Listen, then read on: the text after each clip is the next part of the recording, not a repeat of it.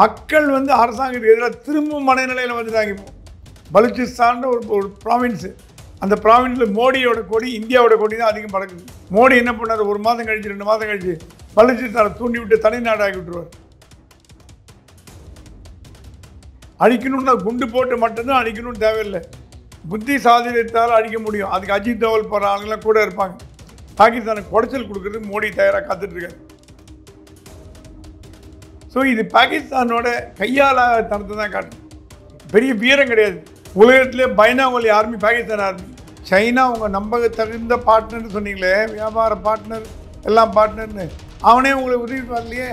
Chinese air defence system, எந்த ஒரு வான்வெளியில் ஒரு சின்ன விமானம் வந்தால் கூட, ஒரு சின்ன ஒரு ட்ரோன் வந்தால் கூட கண்டுபிடிக்க முடியும்னு சொன்னீங்க. இது சர்வசாதாரணமாக இந்திய விமானம் போயிட்டு வருது, கண்டுபிடிக்கல. இதுலேருந்தே தெரிஞ்சு போச்சு. இது என்ன ஆகி போச்சு, இப்போ சைனாவுக்கு அவமானமாகி போச்சு. எனக்கு தெரிஞ்சு இன்னும் 1 வருஷத்துக்குள்ளே நம்மக்கிட்டே பிடிங்கின்னு போன காஷ்மீர் எல்லாம் திருப்பி நம்மக்கிட்டே வந்துடும். அகண்ட பாரதம் உருவாயிடும். இப்போ இந்த போரில் வெற்றியாக தோல்வியான்னு கேட்டிங்கன்னா 40% நம்ம வந்து தீவிரவாதம் அழிச்சிட்டோம்.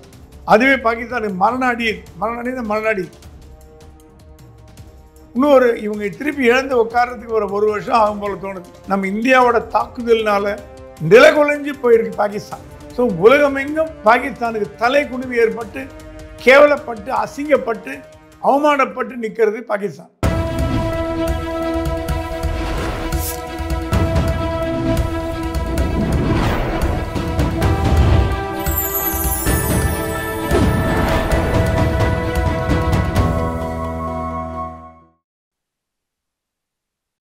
சேனல் 5 தமிழ் நேயர்களுக்கு வணக்கம். இன்றைய நேர்காணலில் நம்மோடு பேச இருப்பது மூத்த பத்திரிகையாளர் பிரகாசன் சாமி அவர்கள். சார் வணக்கம். சார் வணக்கம்.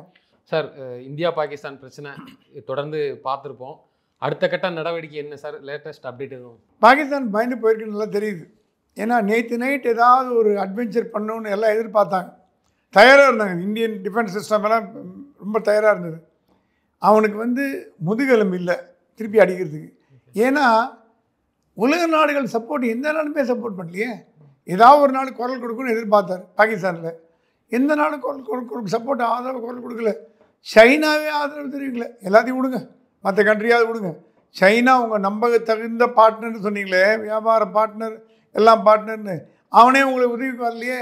இல்லை, அவங்க வந்து அவங்க நாட்டில் உற்பத்தியான அந்த இராணுவ இதெல்லாம் வந்து செக் பண்ணதுக்கானே பாகிஸ்தான்கிட்ட கொடுத்துருக்காங்க.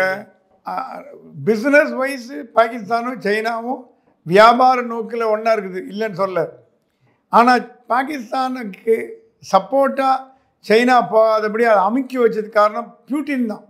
ரஷ்ய அதிபர் பியூட்டின் இருக்காரு, இந்தியாவுக்கு நெருங்கிய நண்பர். எப்படி வந்து அந்த யுத்தத்தில் 1972 யுத்தத்தில் வந்து இந்திரா காந்திக்கு சப்போர்ட் பண்ணாங்களோ ரஷ்யா, அந்த மாதிரி இப்போ மோடிக்கு வந்து கை கொடுக்கறதே பியூட்டின் தான்.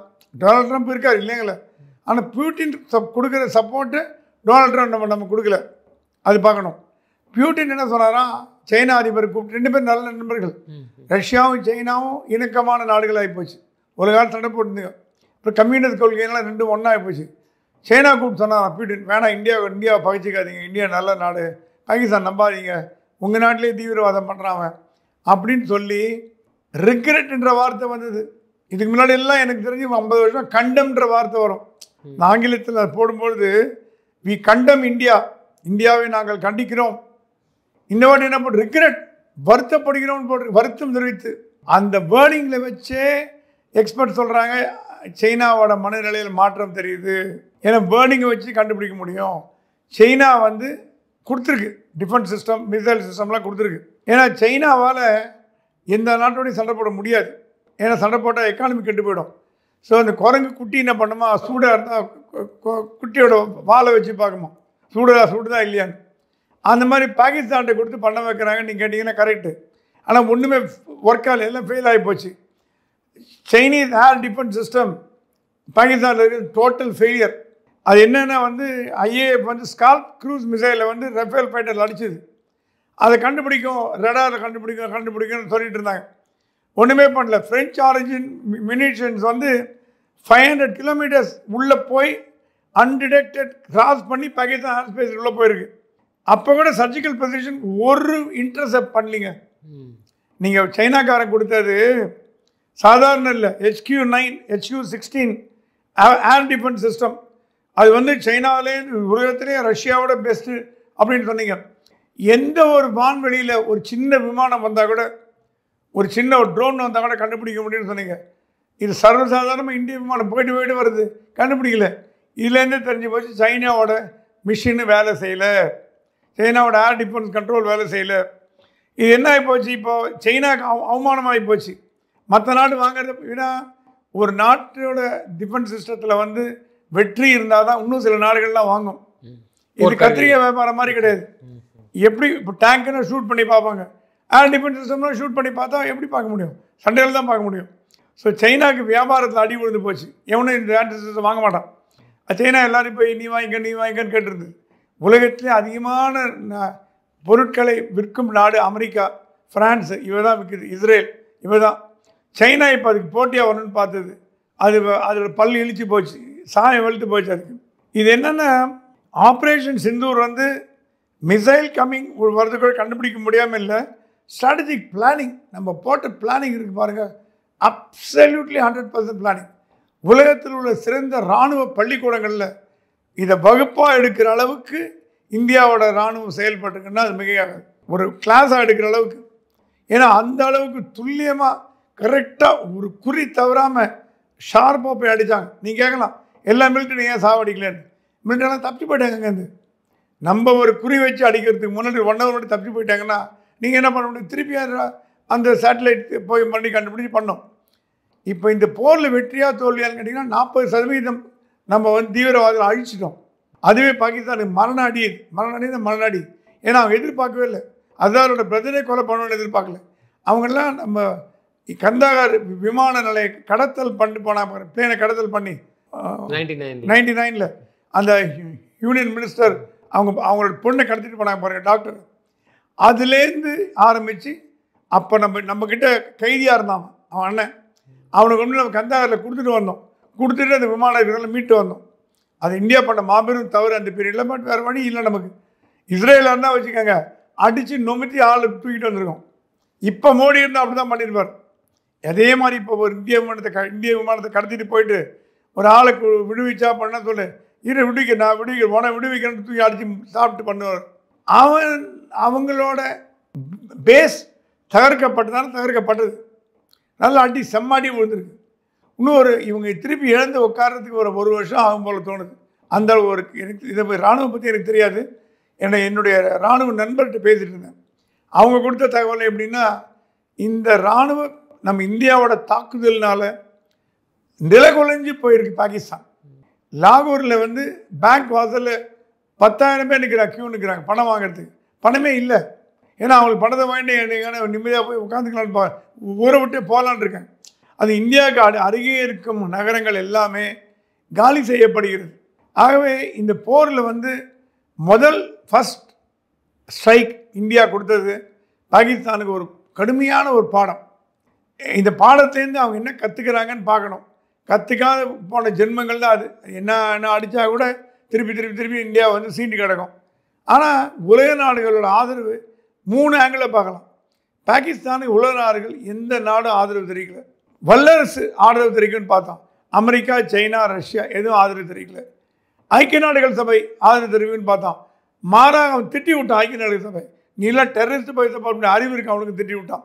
ஸோ உலகமெங்கும் பாகிஸ்தானுக்கு தலை குனிவு ஏற்பட்டு கேவலப்பட்டு அசிங்கப்பட்டு அவமானப்பட்டு நிற்கிறது பாகிஸ்தான். இல்லை, அதே நேரத்தில் வந்து இப்போ ஜம்மு காஷ்மீரில் வந்து திரும்பவும் இராணுவமே வந்து சும்மா அத்துமீறி வந்து பீரங்கிலாம் கொண்டு அடிச்சிருக்காங்க. இந்திய தரப்பில் நம்ம மக்களும் வந்து உயிர் போயிருக்கு. ஏன்னா இவ்வளோ விஷயம் நடந்ததுக்கு அப்புறம் அவங்க சைலண்ட் ஆக மாட்டேங்கிறாங்கன்னா இது என்ன சார் அவங்க என்ன முடிவுக்கானாலும் நம்ம எடுக்கலாம் அப்படிங்கிற ஒரு நிலையில தான் இருக்கிறாங்களா? ஏன்னா எல்லாமே போயிடுச்சு அவங்களுக்கு. பொருளாதார ரீதியில் பாகிஸ்தான் அடி வாங்கிடுச்சு. அப்போங்க விஷயத்தில் தீவிரவாதத்தை முழு சுதந்திரமாக கட்டவிழ்த்து விடுற மாதிரி தானே சார் அது அர்த்தம். ஏன்னா நானே என் உசுறு தான் இப்போ கடைசி, நான் என்ன வேணாலும் பண்ணுவேன், வெறிகுண்டு இறங்குவாங்கிற ஒரு கெட்ட எண்ணத்துல தான் செயல்படுதா சார் அது? ஒரு பைத்தியக்கார ரோட்டில் துணியெல்லாம் போனால் நம்ம பார்த்து வருத்தப்படும். அவனை மாதிரி நம்ம துணியெல்லாம் போவோமா? மாட்டோம். நமக்கு மான மரியாதை இருக்குது. அந்த மாதிரி பாகிஸ்தான் எதுவுமே இல்லை, எதுவுமே அங்கு இழப்பதற்கு இல்லை, எல்லாம் இழந்தாச்சு. 25 தடவை IMFல போய் கதவை தட்டினீங்க, 26வது கதவு தட்டினா அவன் சொல்லிட்டான் வார் வருது பணம் தரமாட்டேன்ட்டான். IMFல போய் பிச்சை எடுத்து கெஞ்சி கூத்தாடி பணத்தை கேட்குறீங்க, அவன் கொடுக்க மாட்டேன்ட்டான். அமெரிக்காவும் தரமாட்டேன்ச்சு. சைனா கொடுத்த பணத்தை திருப்பி கேட்குது. இப்போ இன்னும் எல்லாம் இது அதிகமாக கொடுத்தாச்சுங்குது. அங்கே இருக்கிற பொருளாதாரம் சீர்குலைவை நோக்கி போயிட்டுருக்கு. அதில் பாதாளத்துக்கு போயிட்டுருக்கு. ஒரு கிலோ கோதுமை 4000 ரூபான்னு கேள்விப்பட்டேன். பாகிஸ்தான் காசில் ஒரு கிலோ கோதுமை. அங்கே ரொட்டி தான் சாப்பிடுவாங்க எல்லாருமே, மக்கள்லாம் அரிசியை சாப்பிட்றதுலாம் கிடையாது. ஒரு ரொட்டியை சாப்பிட்டு பட்னி படுத்துட்டு இருக்காங்களாம் ஜனங்கள்லாம். அங்கே இருக்கிற ஜனங்கள்லாம் இந்திய ஆதரவாளாயிட்டாங்க. இந்த பாகிஸ்தான் அரசாங்கம் ஏன் போய் அங்கே போய் வம்பு பண்ணி நம்மகிட்ட பண்ணுது, நம்ம பாட்டுக்கு ஒழுங்காக இருக்கலாமே. காஷ்மீர் எதுக்கு? மக்கள் வந்து அரசாங்கத்துக்கு எதிராக திரும்பவும் மனநிலையில் வந்துட்டாங்க. இப்போ பலுச்சிஸ்தான் ஒரு ப்ராவின்ஸு, அந்த ப்ராவின்ஸில் மோடியோட கொடி இந்தியாவோட கொடி தான் அதிகம் பறக்குது. ஏன்னா பலுச்சிஸ்தான் வந்து பாகிஸ்தானை கண்டால் பிடிக்காது. மோடி என்ன பண்ணார், 1 மாதம் கழிச்சு 2 மாதம் கழிச்சு பலுச்சிஸ்தானை தூண்டி விட்டு தனிநாடாகி விட்டுருவார். அவருக்கு எப்படி பாகிஸ்தானை அழிக்கணும்னு தெரியும். அழிக்கணும்னா குண்டு போட்டு மட்டும்தான் அழிக்கணும்னு தேவையில்லை, புத்தி சாதுரியத்தால் அழிக்க முடியும். அதுக்கு அஜித் தோவல் போகிற ஆளுங்களாம் கூட இருப்பாங்க.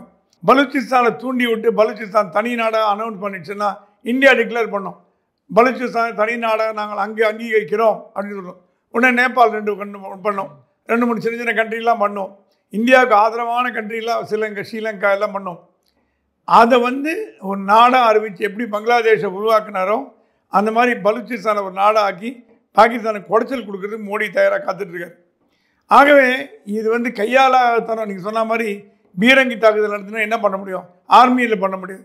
அவன் ஷெல்லிங்கில் என்ன பண்ணுறான், அந்த எல்லை பகுதி ஓரம் இருக்கிற அப்பாவி விவசாயிகள் பொதுமக்கள் அவங்களுக்கும் சண்டைக்கு சம்மந்தமே கிடையாது. அவங்க ஏதோ சாப்பாட்டுக்கு ஏதோ வேலை பண்ணி சாப்பிட்டு பஞ்சத்துக்கு அடிபட்ட இவங்க மாதிரி இருக்காங்க, மக்கள் மாதிரி இருக்காங்க. அவங்க மேலே போய் சொல்கிறியே, உனக்கு வீரம் இருக்கா கொஞ்சமான?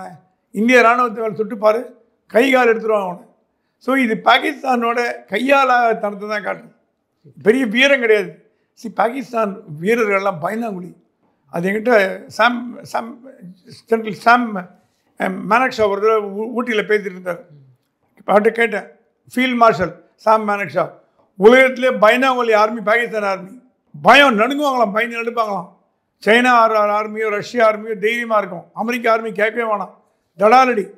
சைனா ஆர்மி கிட்டேருந்து எவ்வளவோ ட்ரைனிங் எடுத்துனா கூட பாகிஸ்தான் ஆர்மி ஒரு பயந்தாங்குழி ஆர்மின்னு சாம் மேனக்ஷா சொன்னார். அதுதான் உண்மை. ஸோ பாகிஸ்தான் ஆர்மி வந்து சொப்புன்னு சத்தம் போட ஓடி போடும்.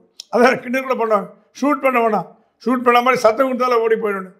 அது என்ன ஆகிடுது, இப்போது பாகிஸ்தான் இராணுவம் இஸ் கண்ட்ரோல் பை ISI. அங்கே இருக்க தீவிரவாத குரூப்பு ISI எல்லாம் பாகிஸ்தான் இராணுவங்கிறது பகல் வேலையில் யூனிஃபார்ம் போடுவாங்க, சும்மா ஒரு வேஷம். ஈவினிங் கழட்டி விட்டுட்டு ISIயாவோ மிலிட்டண்ட்டாவோ தீவிரவாதியாவோ பல தொப்பி போட்டுப்பாங்க. இராணுவம் ஒரு தொப்பி, அரசியல்வாதி ஒரு தொப்பி, ISI ஒரு தொப்பி, தீவிரவாதி ஒரு தொப்பி. அங்கே யார் தீவிரவாதி, யார் ISI, யார் இராணுவம் கண்டுபிடிக்கிறதே கஷ்டம். நம்ம இந்தியாவில் வந்து வரையறுக்கப்பட்டது, இவங்க தான் இராணுவத்தினர், இது அரசியலில் வராதிங்க, அரசியல் இராணுவம் கிட்ட போகாது. அங்கே அரசியல் இராணுவம் பின்னி பிணைந்தது. இப்போ இருக்கிற அதிபர்லாம் இராணுவத்தோட தெய்வம் தான் இருக்கார். கொஞ்சம் இராணுவத்தை எதிர்த்து தெரிஞ்சிங்க சுட்டு கொலை பண்ணுவான். ஜுல்ஃபிகர் அலி புட்டோ இந்திரா காந்தியோட ஷிம்லா பேக் போட்டார், என்ன ஆச்சு, அவர் தூக்கில் போடப்பட்டார். அவர் மகள் பெனாதீர் பூட்டோ ராஜீவ்காந்தியோட ரொம்ப நெருங்கிய நண்பர், ஒன்றா படித்தாங்க 2 பேருமே, சின்ன வயசுலேருந்து விளையாடுவாங்க, அந்த மாதிரி ஃப்ரெண்ட்ஸு. 2 பேர் சொன்னாங்களாம், நம்ம இனிமேல் சண்டையை போடக்கூடாது ராஜீவ், நம்ம 2 பேரும் ஒத்துமையாக போகலான்னு. அவர் துப்பாக்கியால் சொல்லப்பட்டார். பாகிஸ்தானில் யாராவது இந்தியா கூட சமாதானமாக போகணும் அப்படின்னு பேசுனாங்கன்னா உடனடியாக அவங்களுக்கு கொலை தான் விடுக்கும் அந்த ஊர் இராணுவம். அப்படி ஒரு கொடுங்கோல் ஆட்சி நடக்கிறதுனா பாகிஸ்தான் நடக்குது. இல்லை, இப்போ அதே நேரத்தில் வந்து இன்னைக்கு காலையில் வந்து என்னென்னா, அங்கே உள்ள தொழுகையில் வந்து ஒரு இஸ்லாமிய மதகுரு அவர் என்ன சொல்லிக்கிறேன்னா, போகிற இந்தியாவோட போகிற வந்து விரும்பினாலும் கையை தூக்குங்க அப்படின்னு சொல்லும் பட்சத்தில் யாருமே தூக்கலை. இப்போ அவரே வந்து என்ன சொல்கிறாருன்னா, அப்போ இது தேவையில்லாது, நமக்கு பாகிஸ்தானுக்கு இது தேவையில்லாதுங்கிற மாதிரி ஒரு உள்நாட்டிலே ஒரு கிளர்ச்சி. ஆமாங்க, பாகிஸ்தான் பத்திரிகைலாம் நான் வந்து இந்தியாவில் பேன் பண்ணாங்க. பட் என்னோடய நண்பரை கொஞ்சம் அமெரிக்காவிலேருந்து சில பேப்பர்லாம் அனுப்புகிறாரு. அதில் பார்த்தீங்கன்னா பாகிஸ்தானில் பத்திரிகைகள்லாம் இந்திய அரசாங்கத்துக்கு ஜால்ரா, டான்லாம் ஜால்ரா பத்திரிகை தான். ஆனால் சில போஸ்ட் போடுறது, சில கமெண்ட்ஸ் பண்ணுறது, பொதுமக்களோட கருத்துக்கள் எப்படி இருக்குன்னா, தேவையில்லாத நீ ஏன் மூக்கிடுறேன்னு பாகிஸ்தான் திட்டுறாங்க. அதில் ஒருத்த கூட எழுதியிருக்கான், என் உயிருக்கு ஆபத்து வந்தாலும் பரவாயில்ல, நான் தைரியமாக எழுதுகிறேன். அது இல்லாமல் அமெரிக்காவில் வாழும் பாகிஸ்தானிய பத்திரிகையாளர்கள், நம்ம எப்படி நம்ம அமெரிக்காவில் இருக்கமோ அங்கே இருக்கிற பத்திரிகையாளர்கள் தேவையில்லாத விஷயத்தில் மூக்கெட்டு ஏன் உதவாங்கினீங்க, நீங்கள் ஏன் அங்கே போய் உங்கள் வேலையை காட்டுறீங்க, மிலிட்டன் வேலையை காட்டுறீங்க, அவங்க உங்கள் பேச்சுக்கு வராங்களா அப்படின்னு காரி துப்ப ஆரம்பிச்சிட்டாங்க. ஸோ உலகம் முழுவதும் இருந்து பாகிஸ்தானுக்கு ஆதரவு இல்லை, அந்த நாட்டு மக்களும் ஆதரவு இல்லை, அந்த நாட்டு அரசாங்கமும் ஆதரவு இல்லை. தீவிரவாதிகள் தவிர, ஐஎஸ்ஐ தவிர பாகிஸ்தானியர்களுக்கு எந்த ஆதரவும் உலகத்தில் எங்கேயுமே இல்லைன்னு சொல்லலாம். இந்தியா தரப்புலேருந்து என்ன சொல்கிறாங்கன்னா, இதோட பாகிஸ்தான் நிப்பாட்டிக்கிட்டால் நல்லது, மீண்டும் ஏதாவது நீங்கள் பண்ணீங்கன்னா கண்டிப்பாக பண்ணுவோன்றாங்க. அதுக்கு பாகிஸ்தானுடைய பிரதமர் அவர் என்ன சொல்லிக்கிறாருன்னா, எங்களையும் சும்மா நினைக்காதீங்க, நாங்களும் பதில் தாக்குதல் இதுக்கு நிச்சயமாக உண்டுன்னு இருக்காங்களா. இதுவே ஒரு பதட்டமாக இருக்குது சார். எப்போ வேணாலும் எங்கே வேணாலும் நடக்கலாம் அப்படிங்கிற ஒரு பட்சத்தில் தானே என்னத்தையாவது ஒரு ஏவுகணை அனுப்பினா கூட எங்கே வேணாலும் வந்து விழலாமே அப்படிங்கிற ஒரு அச்சம் வந்து இந்தியாவுக்கு இப்போ வரைக்கும் இருக்குதுன்னு சார் செய்யுது இருக்கு. அதனால தான் பஞ்சாப், ராஜஸ்தான் பார்டர் ஏரியாஸ்லாம் வந்து வெக்கேட் பண்ண பார்த்துருப்பீங்க. நீங்கள் ஒரு செய்தி வந்தது, பாகிஸ்தான் குண்டு போட்டு அடித்தா முதல்ல டார்கெட் பண்ணுறது ராஜஸ்தான், குஜராத், இந்த மாதிரி பஞ்சாப், இந்த மாதிரி மாநிலங்கள். இந்த மாநிலங்களில் இருக்கிற எல்லையோரம் இருக்கிற பகுதிகளெல்லாம் மக்களை சேஃபாக கொண்டு போயிட்டாங்க. ஒரு எடுத்து இப்போ ஆரம்பிச்சிட்டாங்க, அந்த வேலை நடந்துட்டுருக்கு. துரிதமாக எஸ்கலேட் பண்ணிட்டாங்க. ஏன்னா எப்போ வேணா பாகிஸ்தான் தாக்கலாம். பாகிஸ்தான் ஒரு கிறுக்குத்தனமான நாடுங்க. அங்கே போய் நீங்கள் வந்து டீசன்சி, நேர்மை, நாணயம், ஒரு மரியாதை இதெல்லாம் எதிர்பார்க்க முடியாது. அது ஒரு கிறுக்குத்தனமான நாடு. இல்லை, இம்ரான்கான் இருக்கும்போது கூட இந்த மாதிரி இல்லை தானே. இம்ரான்கான் இந்த மாதிரி இல்லை. இம்ரான்கான் வந்து ஒரு கிரிக்கெட் பிளேயர், அவருக்கு மற்ற நாடோட நல்ல ஃப்ரெண்ட்லியாக இருந்தார். அவருக்கு ஜெயிலில் போட்டாங்க, அது வேறு விஷயம். இம்ரான்கான் வந்து இந்தியாவோட ஃப்ரெண்ட்லியாக இருக்கணும்னு ஆசைப்பட்டார். அதே ஆனால் அவர் கைகள் கட்டப்பட்டிருந்தன, அதையும் சொன்னார். கைகள் கட்டப்பட்டிருக்கு. யார் கட்டுப்பட்டா? ஐஎஸ்ஐ கட்டுப்பட்டது. ஐஎஸ்ஐ தாங்க இந்தியாவோட ஜென்ம விரோதி. எந்த அரசாங்கம் வந்தால் கூட இந்தியாவோட நம்ம அட்ஜஸ்ட் பண்ணிட்டு போகலான்னு பேசினான்னு ஒன்று அவனை வெட்டுவாங்க. ஆனால் அதுதான் பாகிஸ்தானுடைய இதயம் அங்கே. ஓகே, காஷ்மீர் இஷ்யூ எப்போ பார்த்தாலும் அணையாமல் எரிஞ்சிட்டே இருக்கணும். அவங்கள பொறுத்த வரைக்கும் காஷ்மீருங்கிற இஷ்யூ அணையக்கூடாது, அது எரிஞ்சிட்டே இருக்கணும். எரிஞ்சிட்டே இருந்தால் தான் இவங்களுக்கு சந்தோஷமாக இருக்கும். அது தீவிரவாதத்தினால பல்வேறு விஷயங்கள் நடக்குது. அவங்க பாகிஸ்தானோட முதல் ஜாப் வந்து முன்னெல்லாம் வந்து ஏற்றுமதி இறக்குமதி பண்ணியிருந்தாங்க. இப்போ முழுக்க கஞ்சா கல்டிவேஷன். ஆப்கானிஸ்தான்லேருந்து கஞ்சா வந்து பாகிஸ்தான் அஃபிஷியலாக கவர்மெண்ட்டே பண்ணுது, தேர்ட் பார்ட்டி பண்ணல. எப்படி கொலம்பியாவில் அரசாங்கம் பண்ணுதோ அந்த மாதிரி கவர்மெண்ட்டே பண்ணி வெளிநாடு மற்ற நாடுகளுக்கு விற்குது. அமெரிக்காவுக்கு என்ன கோவம்னா, பாகிஸ்தான் அரசாங்கம் கஞ்சா விற்குது, அந்த கஞ்சா எங்கள் நாட்டுக்கு வருது, கையை காலை உடைப்பேன் அப்படின்னு திட்டுறோம். இந்த காரணம் தான் இந்தியாவுக்குள்ளே கஞ்சா வருது. கஞ்சா அப்படின்னு இந்த போதை வஸ்துக்கள்லாம் பாகிஸ்தான், ஆப்கானிஸ்தான் இந்த நாடுகள்லாம் முழு நேர ஜாபாக பண்ணுறதே போதைப் பொருட்கள் கடத்தலும், கஞ்சாவை வளர்த்து அதை வந்து பொடி பண்ணி விற்று மேக்ஸ் பண்ணி. ஒரு அரசாங்கம் இதெல்லாம் எங்கே பண்ணி கேள்விப்பட்டிருக்கீங்களா? பண்ணாது. அரசாங்கம் என்பது சட்டம் ஒழுங்கை நிலைநாட்டக்கூடிய ஒரு அரசாங்கம், நாட்டுக்கான வளர்ச்சி. பாகிஸ்தானில் அது சுத்தமாக ஆப்போசிட். அரசாங்கமே கஞ்சா கடத்தோம், அரசாங்கமே கள்ளசாராயம் கடத்தோம், அரசாங்கமே எல்லாம் பண்ணோம். மக்கள் என்ன பண்ண முடியும்? பேர்ல ஷூட் பண்ணிடும். இப்போது பங்களாதேஷில் கிளர்ச்சி நடந்தது, நீங்கள் பார்த்துப்பீங்க. ஷேக் ஹசீனை தூக்கி அடித்தாங்க. அந்த மாதிரி பாகிஸ்தானில் கிளர்ச்சி வருதா பாருங்கள், ஒரு பையன் இருக்க மாட்டான், அத்தனை பேர் சுட்டு பொசுக்கிடும். அதனால தான் அந்த நாட்டில் ஜனநாயகம் என்று கேலி கூத்து. ஆனால் பாகிஸ்தான் மக்கள் 80% இந்தியாவை விரும்புகிறார்கள், இந்தியாவுடன் சமாதானமாக போக விரும்புகிறார்கள்.